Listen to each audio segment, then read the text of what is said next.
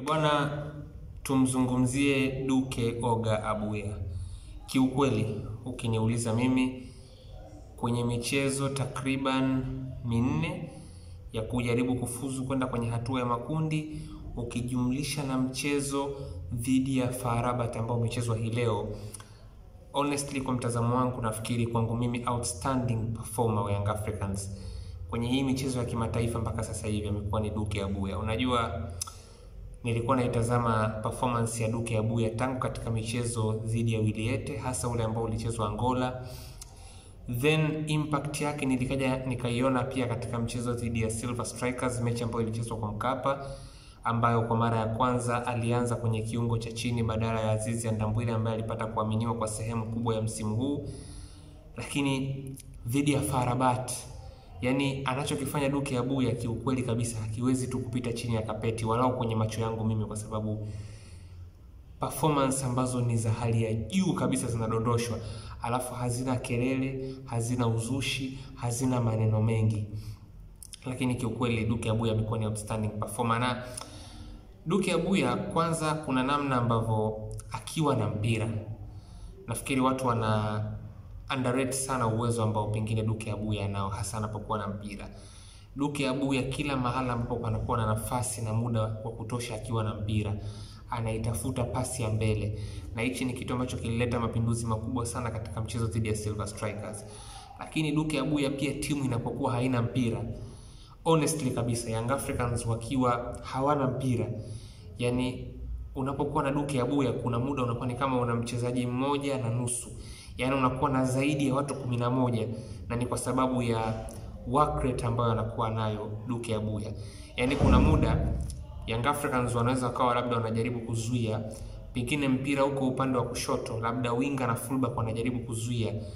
Kuna muda unaweza kumuona Abuya anawahi kufika kwenye tukio kabla hata mchezaji wa eneo husika hajafika.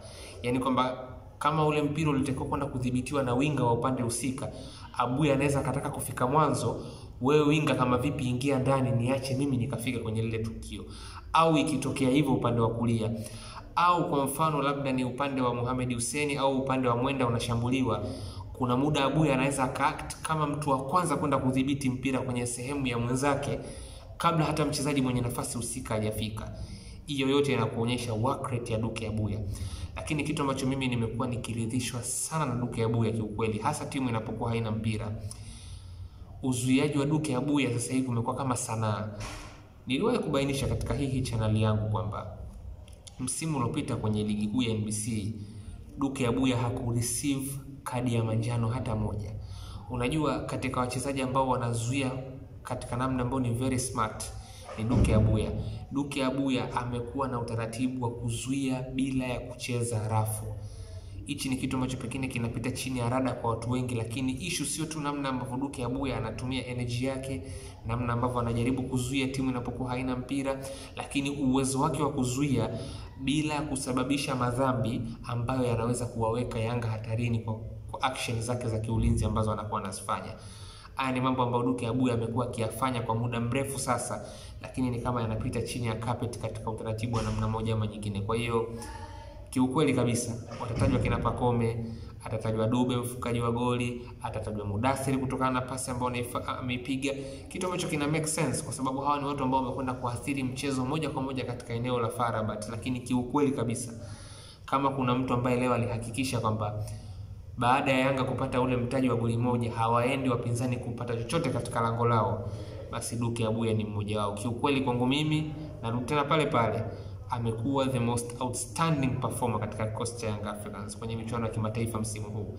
Kwenye mechi ambazo amecheza, kwangu mimi ame stand out moja kwa moja. Performance za kutisha amekuwa akizidondosha tangu hatua za awali mpaka mchezo dhidi ya FAR Rabat. Duke Oga Abuya amekuwa ni mashine kwenye kweli kwenye kiungo cha Young Africans mpaka sasa.